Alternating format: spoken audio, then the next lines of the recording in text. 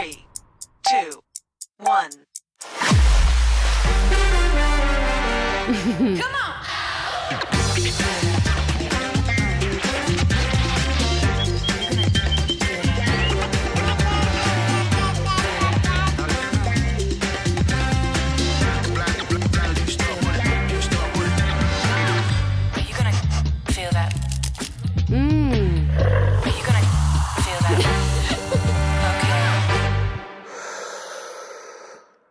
Allez, bienvenue si vous nous rejoignez pour cette conférence intitulée Agriculture biologique et biodiversité. Quelle synergie, quel rôle des entreprises de la filière bio. Merci à vous d'être là pendant cette pause de midi et bon appétit pour celles et ceux pour qui c'est le cas. Alors on va en discuter avec mes trois invités qui vont vous partager leur expertise et leur point de vue sur ce sujet de la bio et de la biodiversité. En gros, on est parti pour une trentaine de minutes d'échange. Ce sera suivi d'une petite séance de questions-réponses où vous pourrez tout simplement commenter ce qui s'est dit, réagir et poser toutes vos questions. Elles seront les bienvenues. D'ici là, allez, je vous présente rapidement les trois personnes à mes côtés. Adrien Ruche. Bonjour Adrien. Bonjour. Alors vous êtes écologue et directeur de recherche à l'INRAE et vous travaillez sur les relations entre agriculture, biodiversité et fonctionnement des écosystèmes. Il y a Guy Debert. Bonjour Guy. Bonjour. Alors vous êtes directeur général de KOK et président de l'association Biopartenaires qui gère le label bio et équitable du même nom. Et enfin François Duvaux, bonjour. Bonjour.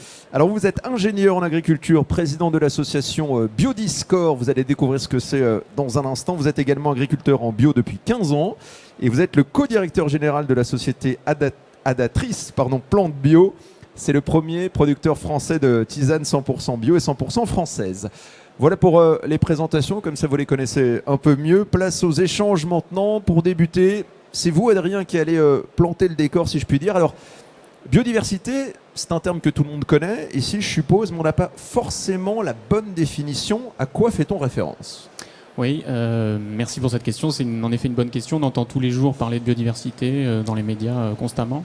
Et finalement, ça recouvre une diversité de choses. Et donc, je vais rapidement les évoquer.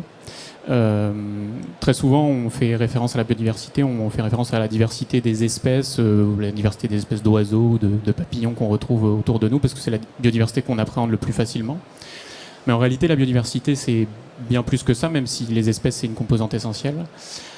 C'est la diversité biologique à travers tout un tas de niveaux d'organisation. Donc c'est la diversité génétique au sein des espèces. C'est grâce à cette biodiversité qu'on a le plaisir de déguster plein de cépages différents quand on boit du vin de par le monde. C'est la même espèce, mais il y a une diversité qui s'exprime. Et par ailleurs, c'est aussi la diversité des écosystèmes qu'on retrouve à l'échelle mondiale. Donc c'est pas que la diversité des espèces et des papillons.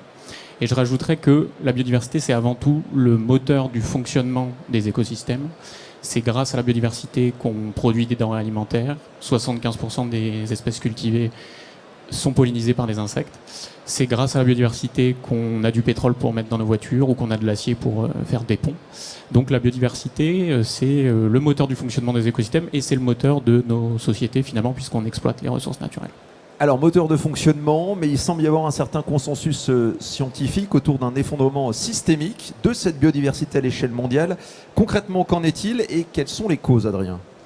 Alors, on pourrait donner plein de chiffres, mais ce qu'on peut dire rapidement et un peu caricaturalement, il y a un déclin, une érosion massive de la biodiversité. Il y a une instance mondiale qui s'appelle l'IPBES, qui est l'équivalent du GIEC, mais sur la biodiversité, qui estime qu'il y a à peu près 1 million d'espèces sur les 8 millions d'espèces estimées à l'échelle mondiale, qui est menacée d'extinction à court ou moyen terme.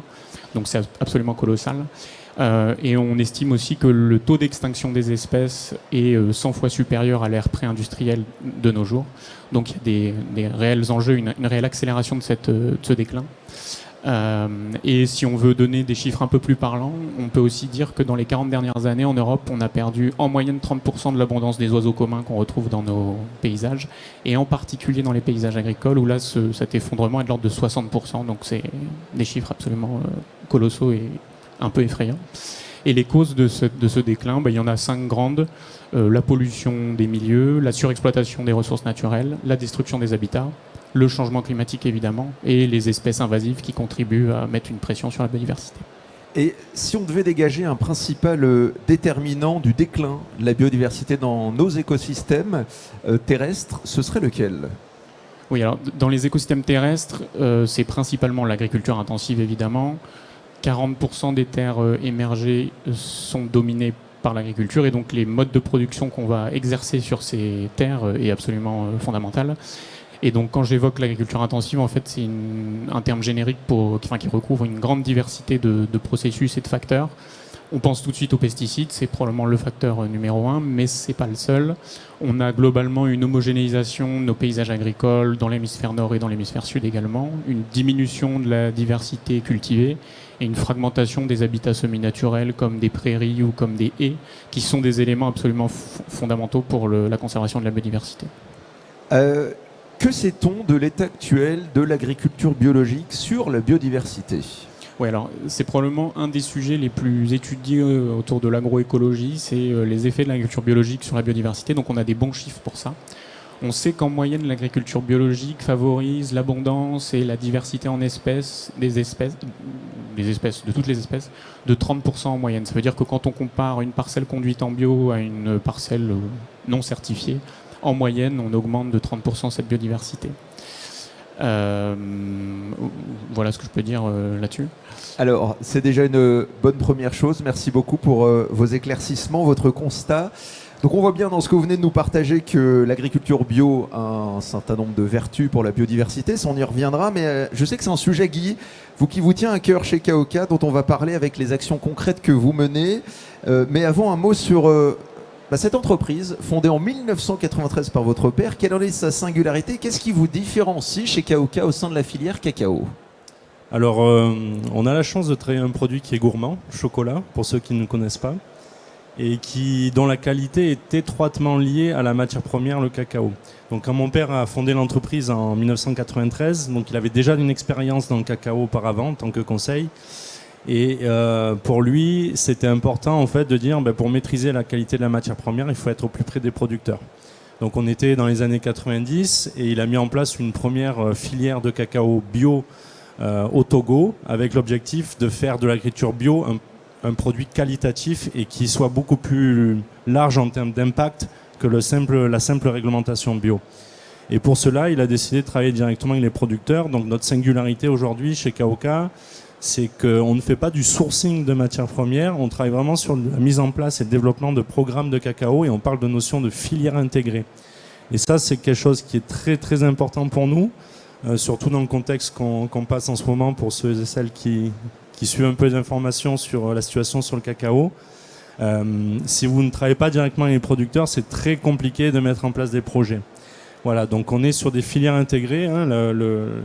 L'idée en termes de filières intégrées, ça ne veut pas dire qu'on est propriétaire des plantations ou que les producteurs sont directement reliés à KOK, mais c'est qu'on est sur une filière qui est mise en place, développée de A à Z.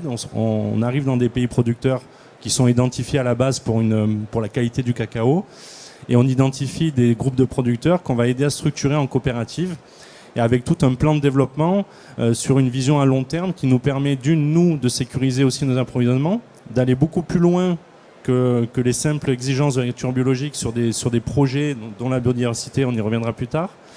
Et ça nécessite un engagement, un partenariat très très fort, puisqu'on est engagé, nous, une fois qu'on démarre, qu'on lance une filière, à acheter la totalité de la récolte des producteurs, quels que soient nos besoins. Voilà, donc il y a vraiment une notion de travail de co-développement qui est assez complexe à mettre en place et arriver à connaître ses besoins sur le moyen terme. Et les producteurs sont engagés réciproquement à travailler uniquement le KOK. Donc on est vraiment sur des partenariats très très forts qui nous permettent de pousser les sujets au-delà d'une simple relation commerciale d'achat de matières premières. Et justement, ce fonctionnement en filière intégrée, qu'est-ce que ça a comme impact concret sur la biodiversité ? Alors, le fait d'être lié si fortement avec les producteurs nous donne une responsabilité aussi par rapport au travail, à leurs conditions de vie, leurs conditions de production. Et ça nous permet d'être très très présents sur le terrain. On passe environ entre 2-3 mois par an avec mon directeur filière cacao sur les pays producteurs auprès des coopératives pour travailler avec eux sur les problématiques qu'ils rencontrent, et aussi apporter une visibilité sur le moyen long terme, et aussi permettre aux coopératives de faire les bons choix sur les actions à mettre en place.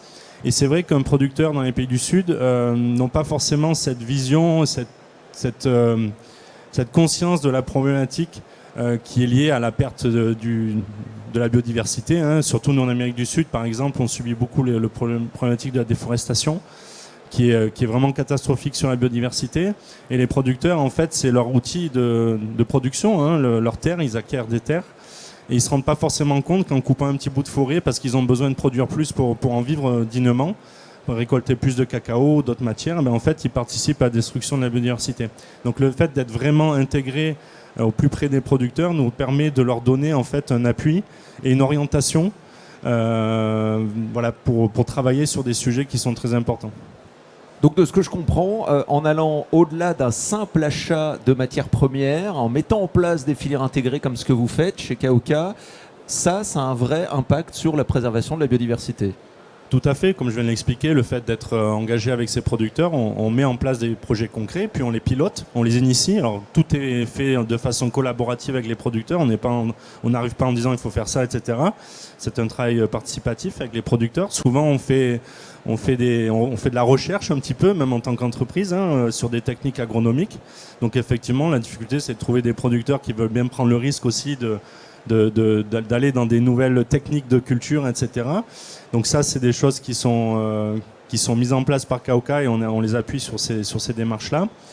Et le fait d'être présent, voilà, ça nous permet de les orienter, d'avoir des vrais impacts en fait sur des projets, puisqu'on n'est pas là à venir une fois par an juste dire on va acheter tant de quantité de cacao, de matières premières et revenir un an après. On est en permanence en contact avec eux, on a des équipes sur place, etc., qui permettent d'assurer surtout une continuité et une pérennité dans les projets, ce qui est important, parce que souvent, il peut y avoir beaucoup en Amérique du Sud des projets avec des fonds, hein, des bailleurs de fonds, l'Europe par exemple, la France, l'AFD, etc., qui mettent en place des projets, et souvent la problématique qu'on rencontre, c'est qu'il manque une pérennité dans le projet, puisqu'il n'y a pas un acteur économique.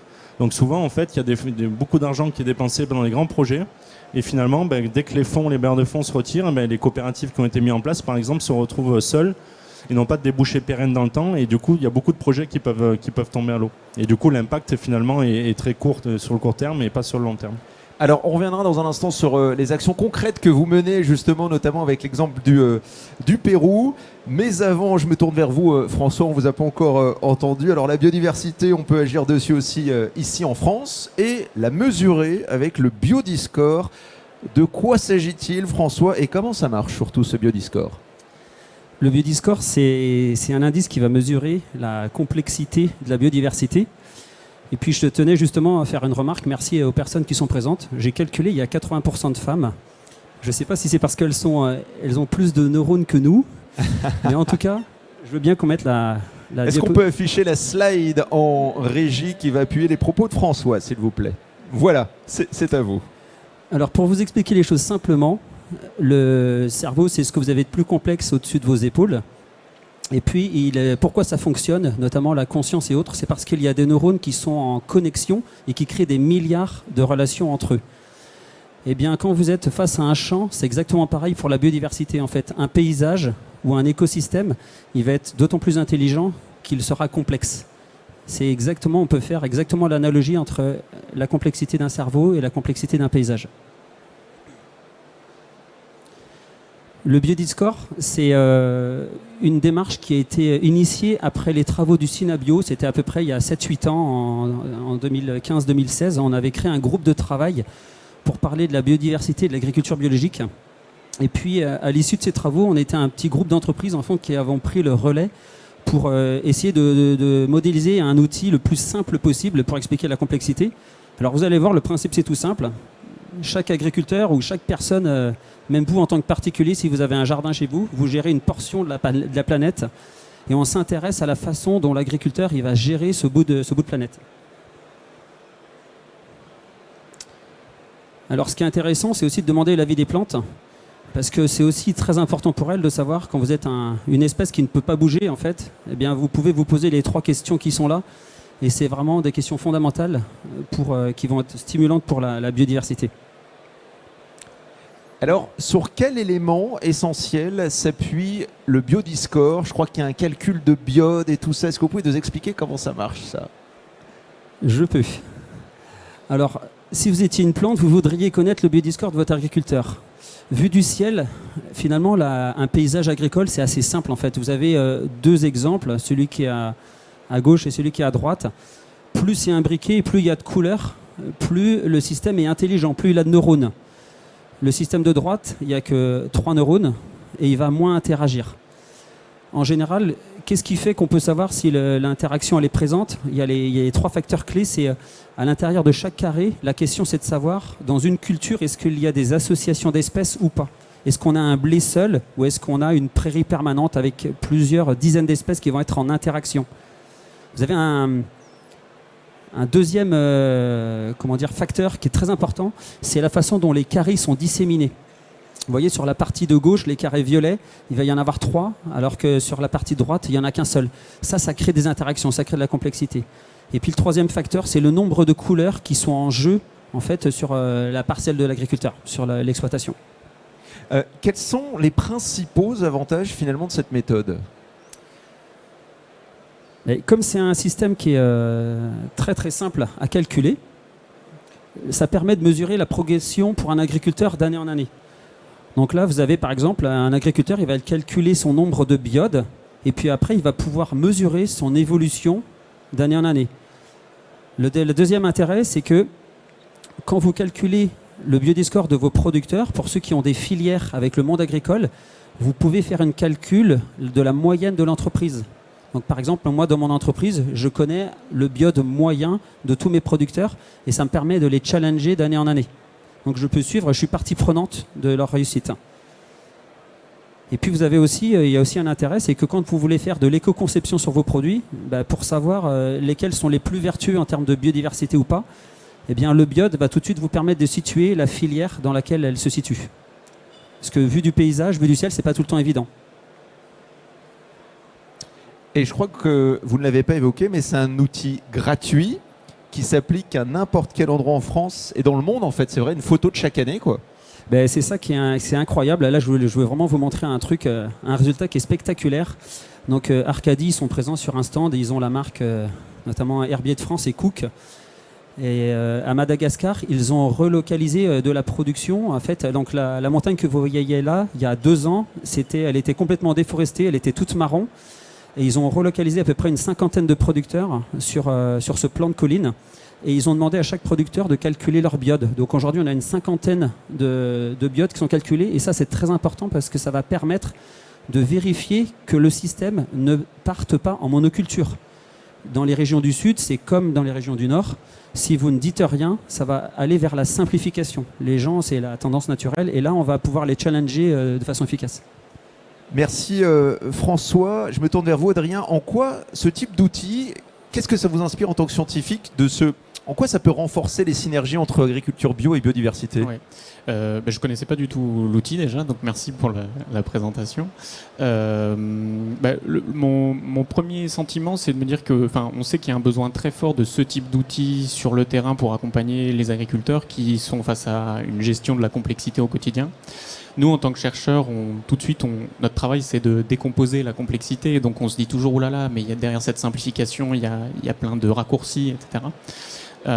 Mais pour autant, je trouve que ça permet d'apporter à l'agriculteur probablement un référentiel au long cours. Et donc, ça, c'est quelque chose de très utile, j'imagine.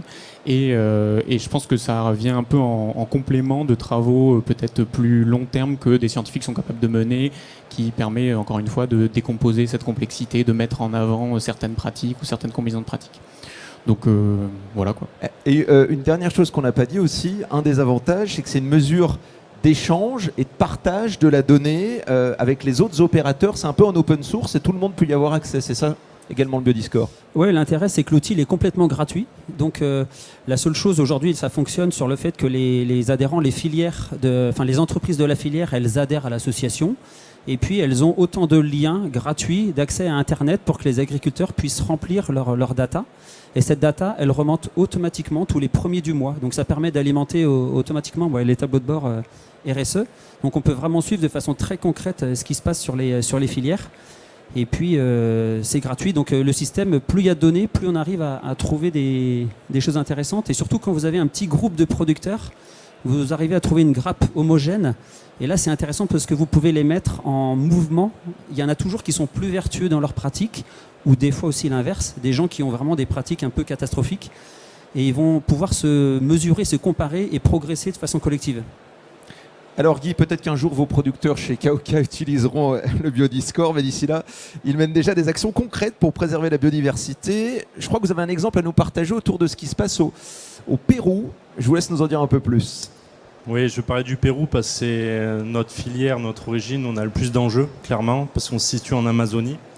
Donc c'est une ancienne zone de production de coca qui a subi énormément de déforestation et une zone de pâturage aussi.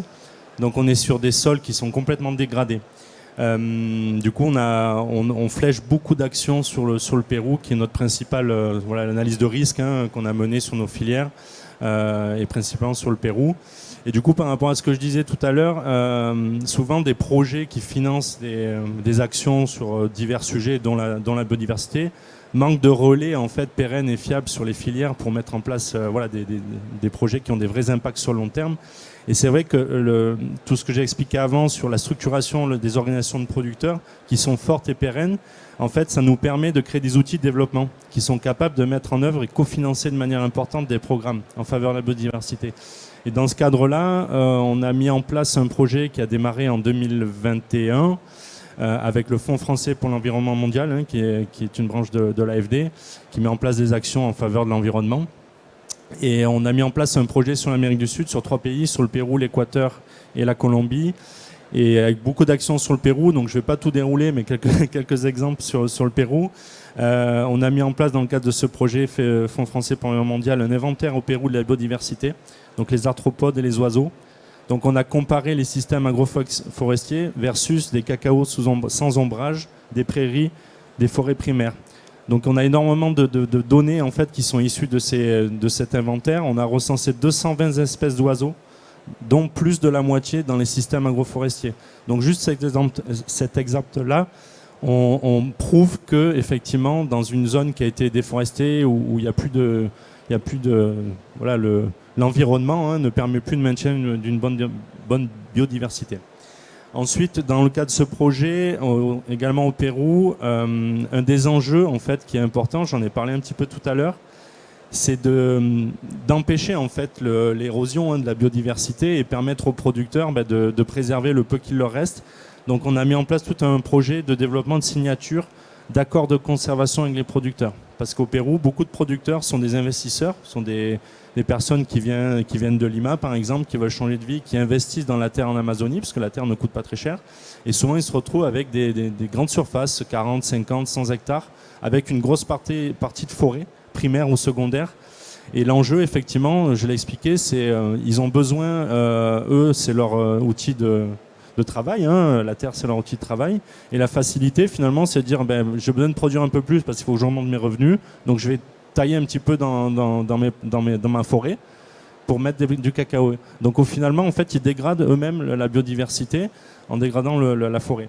Donc là l'enjeu c'est de permettre à ces producteurs de compenser via un accord de conservation, de leur dire ok, vous signez sur un engagement sur le long terme, de ne pas toucher, de respecter ces forêts primaires et secondaires que vous avez sur vos parcelles. Et le vrai enjeu et la difficulté, et c'est là qu'entreprise privée on a nos limites, c'est que les producteurs, il faut leur compenser, trouver un moyen de compenser cela, parce que c'est leur outil de production. Et là, effectivement, ça serait important de pouvoir trouver des fonds de développement internationaux qui permettent d'avoir un mécanisme de compensation et de permettre aux producteurs, finalement, de ne pas étendre leur production.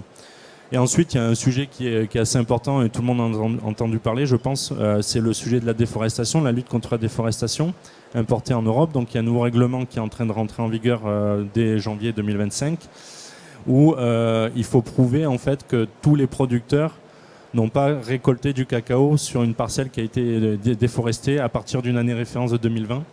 Donc là, c'est un petit peu connexe à la biodiversité, mais c'est lié effectivement par rapport à ce que je disais, puisque la déforestation est un gros problème pour augmenter la production de cacao. Et là, on accompagne aussi les producteurs à s'organiser pour être en conformité avec ces réglementations. Et ensuite, on promouvoit aussi l'agroforesterie qui est très très important. Et je l'ai expliqué au tout début quand on a fait l'inventaire sur la biodiversité. Donc les systèmes systèmes agroforestiers ont beaucoup plus de richesse en termes de biodiversité que les parcelles qui sont déforestées ou qui ont subi du pâturage pendant de nombreuses années. On en reparlera tout à l'heure avec Adrien de ces systèmes qu'on pourrait inventer pour aller plus loin encore, pour renforcer la biodiversité, dont l'agriculture biologique. Mais avant, Guy, encore une question. Vous nous expliquiez chez Kaoka de manière très concrète que créer une notion de partenariat de long terme tout au long de la chaîne, ça permettait à vos producteurs d'avoir un revenu décent et donc pouvoir se pencher sur les questions de biodiversité. Mais au-delà, il y a peut-être des entrepreneurs, des entreprises qui sont parmi nous aujourd'hui. C'est quoi les leviers sur lesquels on peut agir pour renforcer encore cette synergie, et ces synergies, entre biodiversité et agriculture biologique? Alors je l'ai déjà dit plusieurs fois, effectivement, la notion de partenariat et d'engagement en tant qu'acteur économique sur les filières est primordiale. Voilà, pour permettre de mettre en place des organisations de producteurs qui vont être les leviers derrière pour qu'on ait des projets en fait qui soient pérennes sur le terrain. Et c'est vrai que sur Biopartenaire, c'est une des différenciations de notre label depuis la genèse du label en 2002. C'est que les entreprises soient motrices dans le développement, en fait, dans la mise en place des projets au plus près des producteurs pour qu'il y ait des vrais impacts. Et effectivement, la bio, voilà, on va pas refaire l'histoire de la bio qui s'est démocratisée, qui a été un marché en constante évolution, avec finalement une dérive qui s'est observée, je pense, dans le temps, contrairement aux démarches des entreprises pionnières où pour rappel, on a commencé à faire de la bio avec un slogan que j'aime bien, c'est nourrir la terre pour nourrir les hommes. Et en fait, le marché s'est démocratisé et on est allé de plus en plus vers de la négociation de prix, etc. Et à un moment donné, la lutte contre la perte de la biodiversité, ça a un prix. Les actions pour les mettre en place, elles doivent se financer.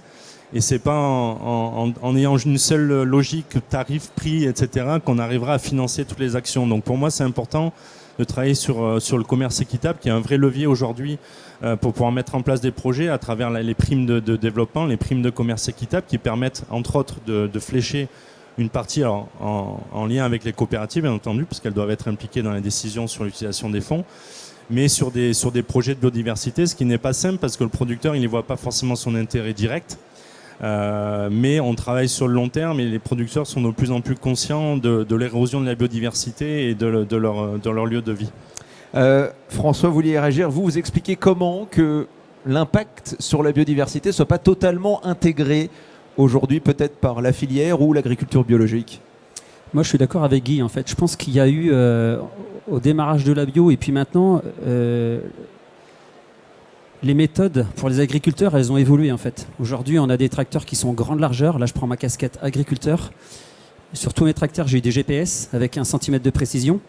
Moi, je suis ingénieur en agriculture. J'ai été formé pour rationaliser l'obtention de nourriture pour l'espèce humaine.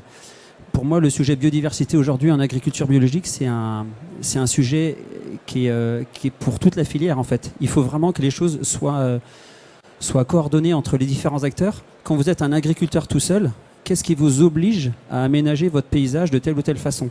Aujourd'hui, tous les pionniers du bio, tous les agriculteurs qui sont motivés pour le bio, c'est leur conscience personnelle qui les amène à faire ce genre de démarche. La réglementation n'est pas hyper contraignante.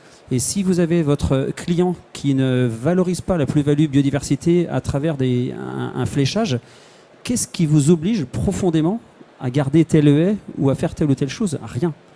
Et je pense que c'est vraiment un enjeu collectif.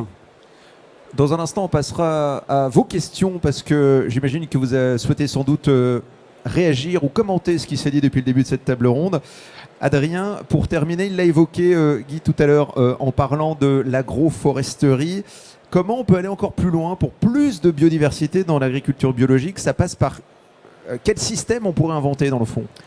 Oui, mais c'est vrai que c'est assez marqué par l'intervention de mes deux collègues. Là, en fait, on parle d'agriculture biologique et biodiversité. On sait que l'agriculture biologique a certaines vertus pour maintenir la biodiversité, mais on comprend très rapidement et de manière un peu implicite dans l'intervention de mes collègues que c'est un enjeu qui est supra-parcellaire, supra-exploitation, Vous avez parlé d'aménagement des territoires et d'une concertation entre agriculteurs. Donc en fait, je pense que la clé est autour de ça, quoi. C'est-à-dire que l'agriculture biologique, c'est une sorte de preuve de concept qu'on peut produire avec moins, voire pas d'intrants, en s'appuyant sur les services rendus par la biodiversité. Donc ça, c'est une espèce de démonstration un peu massive, parce que maintenant, on a beaucoup de données là-dessus. Mais en fait, c'est une première étape vers l'agroécologie, quoi. Et l'agroécologie, c'est quoi? C'est diversifier à travers les échelles d'espace et de temps, dans la parcelle, autour de la parcelle, dans le cultivé, dans le non cultivé. Donc ça revient à des questions de maintenir de l'arbre dans les paysages, diversifier les rotations et diminuer les intrants par unité de surface, quoi. Donc en fait, les systèmes de demain, c'est une espèce de agroécologique, j'entends. C'est une espèce de d'AB plus, quoi, qui irait un peu plus loin dans le cahier des charges, et pas nécessairement que sur le cahier des charges de production, mais aussi peut-être avec des objectifs de résultats en termes d'impact sur l'environnement, quoi. Allez-y, vous pouvez réagir, messieurs. Ouais, je voulais réagir à ce que disait Adrien, parce que dans les 30%, en fait, aujourd'hui, on considère que l'agriculture biologique pourvoit 30% de biodiversité en plus. Ça, c'est une moyenne. Et cette moyenne, elle est aussi portée par certains pionniers de l'agriculture bio, qui ont des petites fermes, des petits systèmes, des systèmes qui sont très vertueux. Mais on a aussi, avec la croissance rapide des filières biologiques récemment, on a aussi des fois des filières, que ce soit céréalières ou d'autres, où, attention, il y a à redire. C'est qu'on pourra avoir une moyenne encore largement supérieure. On pourrait être peut-être à 50%, voire 100% de biodiversité en plus. Mais par contre, il faut y aller. À un moment donné, le seul logo agriculture biologique, ça ne va pas suffire pour justifier de nourrir les sols. Guy? Oui, non, je suis tout à fait d'accord avec ce que tu viens de dire. Et je voulais rajouter effectivement que autant il y a 30 ans, l'agriculture bio était vraiment novatrice. Et je pense que justement sur ce sujet-là, elle a pris du retard. Et quand on voit les contraintes réglementaires qui arrivent de plus en plus sur les très grandes sociétés, les grands groupes qui sont soumis à la CSRD, ils y vont avec de gros moyens. Et moi, je suis un peu, entre guillemets, inquiet que l'agriculture bio prenne du retard par rapport à ça. On a besoin de garder une longueur d'avance, et je souhaite vraiment mobiliser l'ensemble des acteurs de la bio pour aller plus loin, tout ce qu'on a dit depuis tout à l'heure, plus loin que le simple cahier des charges de l'agriculture bio européen, puisqu'effectivement cette notion de maintien biodiversité n'est pas inclue dedans. Alors il y est sur certains labels qui sont plus engagés, mais on doit, nous en tant qu'acteurs, faire le boulot en fait pour que l'agriculture bio garde une longueur d'avance, parce que sinon demain, quelle sera la légitimité de la l'agriculture bio si finalement elle a moins d'impact sur la biodiversité que d'autres systèmes qui ne sont pas forcément bio? Merci beaucoup de nous avoir partagé votre point de vue sur ces questions de biodiversité, d'agriculture bio. On peut les applaudir tous les trois, parce que c'était très enrichissant, inspirant, ça ouvre des perspectives. Maintenant, il faut prendre le sujet à bras-le-corps parmi toute la filière. Justement, en parlant de filière, elle est réunie sur ce salon ici à Lyon. Est-ce que quelqu'un souhaite réagir, commenter? Comme je dis à chaque fois, il n'y a pas de questions stupides, il faut se lancer, ou même un commentaire, même si vous n'êtes pas d'accord avec ce qui s'est dit, allez-y, on peut faire un débat. Il est 13h21, on avait prévu de finir à 13h30, donc il nous reste une dizaine de minutes, allez-y. Ou même sur un sujet connexe, forcément lié à la biodiversité, mais peut-être un sujet qu'on n'a pas abordé avec mes trois invités. Madame, on vous passe le micro. Votre question est la bienvenue. Bonjour, merci à tous les trois pour votre intervention. J'ai juste une petite question finalement C'est bon? Vous avez sûrement simplifié la définition du biodiscore, mais j'aurais bien voulu savoir quelle est la place de l'agriculture biologique par rapport à ce que vous avez dit versus une agriculture conventionnelle. Parce que finalement, ce que j'ai pu voir, c'est la complexité des paysages, c'est garder les zones non cultivées, on va dire, et avoir des haies. Et finalement aussi après, dans un paysage tout pareil, je fais de l'agriculture conventionnelle. Est-ce que vraiment le score est meilleur, et qu'est-ce qu'on pourrait nous mettre en avant pour notre filière d'agriculture bio? Alors, le biodiscore, il est pour l'instant réservé uniquement aux acteurs de la filière bio, c'est-à-dire qu'on a conçu le système comme l'agriculture bio, c'est le premier palier, et le biodiscore, c'est le deuxième. Voilà. Aujourd'hui, par contre, sachez qu'on est fortement sollicité au niveau de l'association pour que le Biodiscord puisse aussi s'appliquer à des systèmes qui soient mixtes. Parce que l'outil, il est génial, il fonctionne très très bien. Et on a des agriculteurs soit qui ont la mixité, voire des agriculteurs en conventionnel qui disent, et j'aimerais bien aussi me challenger sur la biodiversité. Donc on est en train de réfléchir avec, on a un comité d'orientation scientifique et technique qui est constitué de plusieurs ingénieurs. Et on est en train de réfléchir à un système pour pouvoir mesurer l'impact du conventionnel. Du coup là ce serait l'inverse, c'est-à-dire qu'on mettrait les moins 30% pour pouvoir sortir un biode. Alors peut-être qu'on ne l'appellera pas comme ça, mais qui pourrait s'appliquer de façon à tous les systèmes, quoi. Et c'est en cours de réflexion et voilà, les travaux démarrent. Adrien, Oui, je peux peut-être compléter par rapport à... est-ce qu'on peut allumer son micro? Oui, je peux peut-être compléter. Alors, ça ne concerne pas le Biodiscord en particulier, mais le chiffre de 30% d'augmentation en abondance ou en richesse, il provient vraiment de situations où on a comparé des parcelles conduites en agriculture biologique et des parcelles conduites en agriculture conventionnelle dans des mêmes paysages. Et donc, ce différentiel de 30%, il répond directement à votre question, quoi. C'est-à-dire que c'est pas via le Biodiscord, mais c'est via une évaluation réelle, quoi, de la diversité et de l'abondance. Donc, on peut faire encore plus si on bouge des choses dans le paysage et dans la parcelle. Qui souhaite interagir avec nos 3 intervenants? On a encore quelques minutes.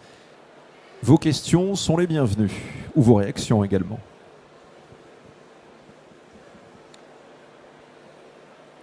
Allez, je laisse encore 10 secondes si quelqu'un souhaite se lancer.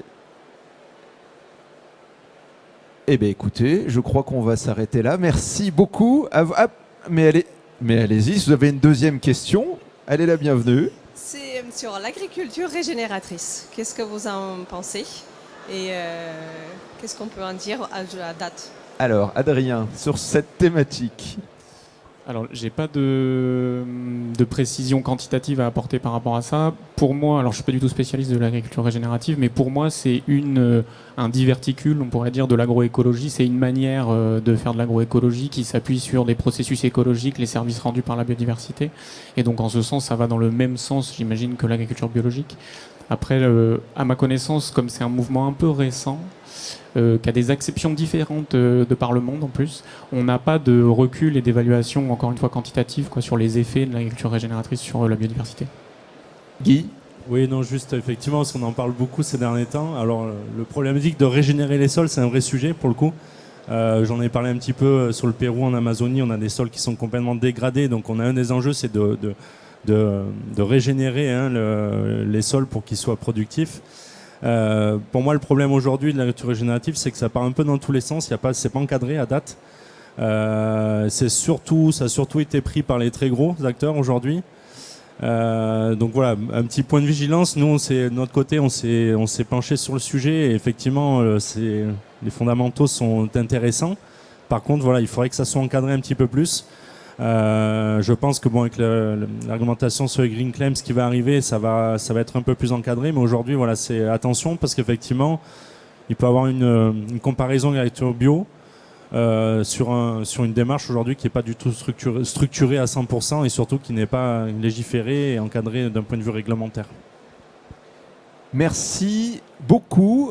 François, tu voulais peut-être ajouter une dernière chose, allez-y. Non, je voulais juste dire que sur l'agriculture régénératrice, en tout cas, c'est vrai que les termes, c'est pas très précis. Bon, quelques acteurs de la filière bio, on est un petit peu inquiets parce que voilà, c'est pas... on voudrait rester pionnier, voilà, par rapport au cahier des charges. Après, ça passe de toute façon par l'agroécologie, ça c'est sûr. Et notamment, juste pour vous dire que l'outil Biodiscord, il met vraiment en avant que les prairies permanentes et les haies, c'est vraiment stratégique. Moi, en tant qu'agriculteur, ça ne l'était pas au début. Quand j'ai commencé à calculer le Biodiscord sur mon exploitation, je m'amusais à faire plein de mosaïques, mélanger les cultures les unes entre les autres. Et j'ai très rapidement compris que quand je remettais une haie ou que je laissais une prairie permanente, c'est lié au fait que les espèces qui sont imbriquées dans l'infrastructure, elles sont nombreuses en fait. Ça interagit directement en fait. Et ça rapporte, voilà, en tout cas, beaucoup de points pour beaucoup de biodes. Mais en tout cas, vive l'agroécologie. Ouais.